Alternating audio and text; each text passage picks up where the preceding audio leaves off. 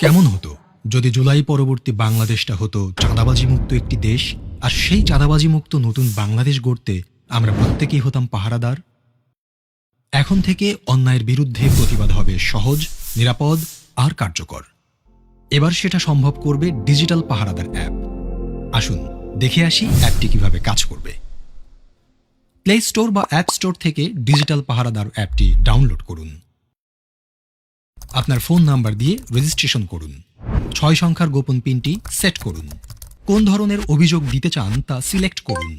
অভিযোগের প্রমাণ সংযুক্ত করার জন্য ছবি, ভিডিও, অডিও রেকর্ড করুন অথবা মেসেজ টাইপ করুন।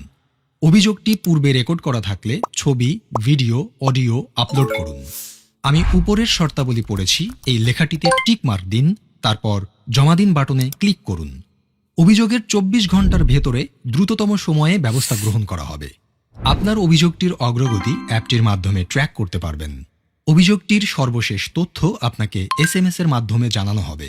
চাঁদাবাজি এর পাশাপাশি দুর্নীতি, ঘুষ, মাদক, সন্ত্রাস, বুলিং বা ইফটিজিং ও অপহরণ সংক্রান্ত অভিযোগ দিতেও অ্যাপটি ব্যবহার করতে পারবেন। অভিযোগকারীর নিরাপত্তা নিশ্চিত করার জন্য পরিচয় গোপন রাখা হবে। নিরাপদ বাংলাদেশ গড়ার লক্ষ্যে আমরা প্রত্যেকে এক একজন দায়িত্বশীল পাহারাদার। অন্যায় অপরাধের অভিশাপ দূর করার লক্ষ্যে আপনার এবারের ভোটটি হোক দাঁড়িপাল্লার পক্ষে। চলো একসাথে গড়ি নিরাপদ, চাঁদাবাজি মুক্ত নতুন বাংলাদেশ।